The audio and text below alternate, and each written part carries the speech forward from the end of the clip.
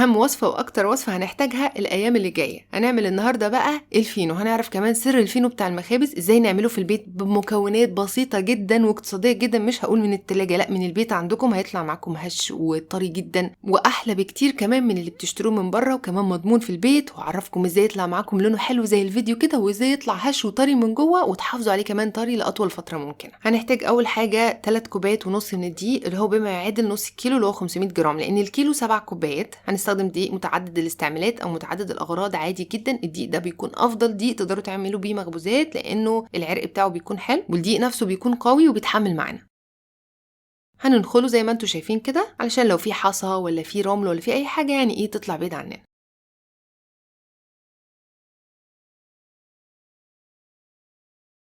نص معلقه صغيره من الملح، وهنحتاج كمان معلقه صغيره من البيكنج باودر، حلوه جدا مهمه جدا عشان خاطر تحافظ على الفينو هش لفتره طويله. نقلب بس كل الحاجات دي مع بعضها.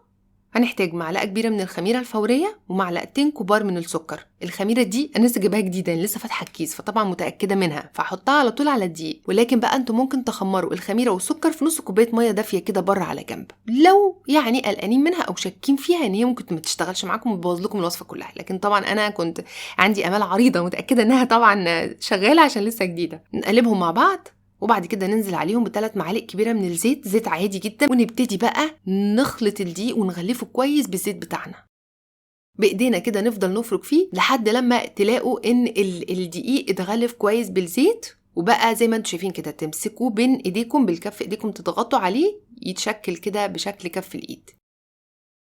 هننزل بقى عليهم بميه دافيه بالتدريج واحده واحده. معايا كوبايتين بس انا مش هحتاجهم كلهم، على حسب الدقيق. وميه دافيه يعني نحط صباعنا الصغير فيها يتحملها، ما تبقاش سخنه بقى مولعه ما نتحملهاش علشان الخميره ما تموتش. فياريت نتاكد علشان احنا نازلين بالميه الدافيه على الخميره على طول مع الدقيق، فطبعا ممكن تبوظ لنا الوصفه. بننزل ميه دافيه بالتدريج واحده واحده وما نستعجلش. يعني ننزل مثلا 3 معالق ونبتدي نعجن، ندي لنفسنا فرصه يعني نعجن ونستنى شويه قبل ما نضيف الحبه اللي بعد كده، لان ممكن العجينه تتلم، تكون لسه بس محتاجه تتعجن شويه عشان تتلم. فانا بديها شويه ميه وارجع اعجن لحد لما اشوف كده لسه فاضل شويه دقيق، فاضل فرافيت كده في الجناب، لا يبقى محتاجه شويه كمان، بس لازم اديها فرصتها. طبعا ممكن تعجنه بميكس ما بين ميه وحليب، بس مش حليب بس، ميه وحليب ماشي، ميه ماشي. انا احتاجت 400 مللي من الميه الدافيه اللي هو بما يعادل كوبايه ونص او اكتر من كوبايه ونص بحاجه بسيطه، بمعلقه او معلقتين كمان بعد الكوبايه ونص. بس طبعا كل نوع دي بيختلف عن النوع التاني. وبنفضل نعجن في العجينه دي لحد لما تنعم معانا، يعني طبعا يبقى شكلها ناعم زي ما انتم شايفين كده. ممكن نحطها على السطح اللي احنا شغالين عليه ونعجن، ده بيكون اسهل كمان كتير. وهي بتتعجن من 4 ل 10 دقايق.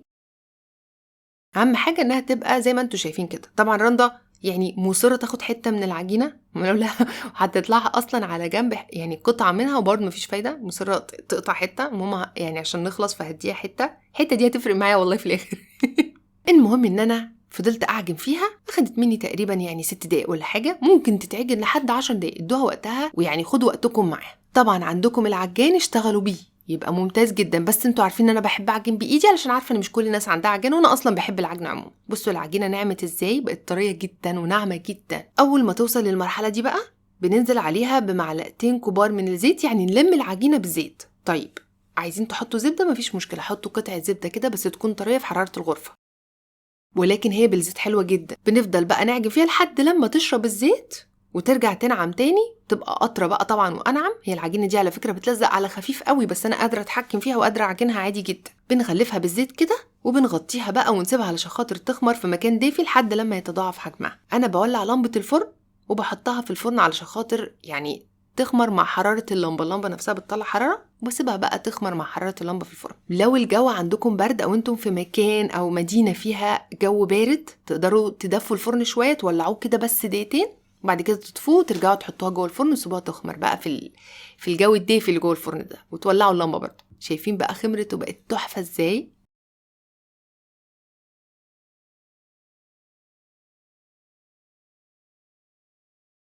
طلع الهواء منها، نحطها بقى على سطح او حاجه اللي احنا نشتغل عليه. بنفردها على شكل اسطوانه ونبتدي ان احنا نقطعها. المفروض ان نص كيلو يعمل معانا 15 رغيف فينو، يعني الكيلو يعمل 30 رغيف، بس انا هعمل رغيفه كبيره شويه. نبتدي بقى نقطعها تبقى الكوره حجمها قد الليمونه الكبيره زي ما انتم شايفين كده. مش لازم نوزن، مش لازم ميزان ولا حاجه، بس يعني بالويم كده.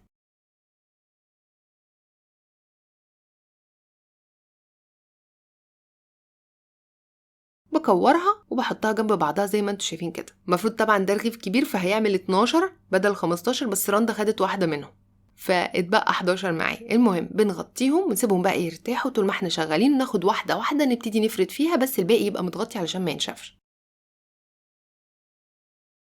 بنفردها على شكل مستطيل، يعني زي ما انتوا شايفين كده، مستطيل صغير مش كبير قوي، ونبتدي نبرم. واهم حاجه نقفل كويس، نبتدي نقفل الناحيه اللي احنا قفلنا من عندها، ونلم كمان الاطراف لجوه لناحيه التقفيل، يعني يبقوا كلهم مقفولين لنفس الناحيه نفس المكان. ارجع ابرم كده شويه وارجع اقفل. المهم ان انا الرغيف يبقى شكله معايا مظبوط زي ما انتوا شايفين كده، متقفل من بره كويس مش باين منه اي حاجه، والقطعه المتقفله من تحت عشان هنحطه عليها يعني. وهوريكم كذا واحدة نفس الكلام، بنفردها على شكل مستطيل صغير كده ونبرمها زي ما انتوا شايفين.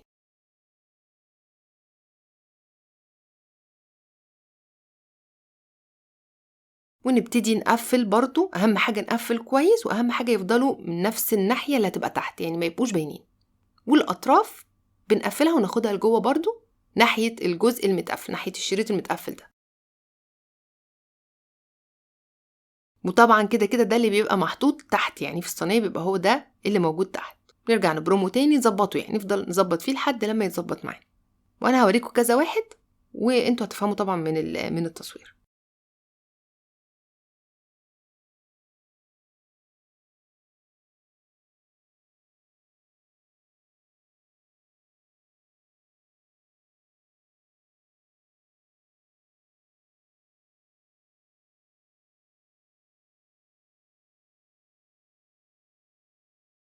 بنرصهم بقى في صينية جنب بعض زي ما انتوا شايفين كده. طبعا يفضل كتير ورقة زبدة، طبعا الصينية مدهونة زيت وكل حاجة، بس برضو ورقة زبدة هتبقى أحسن كتير، أو بقى صينية من الصواني اللي هي الغير لاصقة. المهم ان احنا بنغطيه بورق شفاف الأول كده أو بكيس، وبعد كده بنغطيه بفوطة وارجعه تاني جوه الفرن تحت اللمبة يخمر الخمرة التانية. الخمرة التانية بقى المهم ان الرغيف يتضاعف حجمه مرتين، تاخد زي ما تاخد نص ساعة 40 دقيقة. طبعا في صواني مخصوص أصلا للفينو بتحط فيها، بيفضل ستريت زي ما هو كده، مستقيم زي ما هو، ما يتعوجش ولا حاجه. يعني هو طبعا لو اتحط عوجه خفيفه بيخمر، بيبقى فيه منه شويه تعويجات، بتعوج شويه كده، بس بيبقى شكله طبيعي يعني زي اللي احنا بنشتريه. اديت له دهنه حليب وبدخله فرن سخن على اعلى درجه حراره. الفرن يكون متسخن من قبلها ب10 دقايق ولا ربع ساعه على درجه حراره 220 لو دي اعلى حاجه عندكم، وتدخلوه لحد لما يحمر وياخد لون من فوق. ممكن تولعوا عليه الشوايه، واول ما يطلع وهو سخن على طول بنديله دهنه زيت ونغطيه بفوطه مبلوله وهو سخن كده علشان يطرى معانا. عايزه اقول لكم ان انا ماسكاه في ايدي ده ولا اتغطى بفوطه مبلوله ولا اتدهن بزيت، ده طالع اوريدي طري عشان اوريكم قد ايه هو طري. انا كمان غطيته كمان بالفوطه المبلوله فطري اكتر بقى كمان. نسيبه بقى متغطي شويه علشان يطرى اكتر معانا، والقشره بتاعته اللي فوق دي تبقى طريه كده زي ما انتم شايفين. عاوزين تحافظوا عليه طري اطول فتره ممكنه، يتحفظ في حراره الغرفه عادي او في الفريزر، لكن التلاجة لا، تخلي العيش يفضل في افضل حاله. ولما يطلع يتسخن لو هتسخنوه في الميكرويف تلفوه بمناديل مطبخ منديه وتدخلوه الميكرويف علشان ما ينشفش ويطلع الرطوبه اللي فيه. ودي على فكره من افضل طرق تسخين اي اكل، يعني حتى لو رز او اي حاجه بيحطوا تلجاه ومنديل كده فوق الحاجه علشان تفضل الحاجه طريه. اتمنى ان الفيديو يكون عجبكم، ما تنسوش تجربوا الوصفه تقولي رايكم فيها، نزلوا تطبيقاتكم على الجروب بتاعي على الفيسبوك، واشوفكم ان شاء الله المره الجايه في فيديو جديد.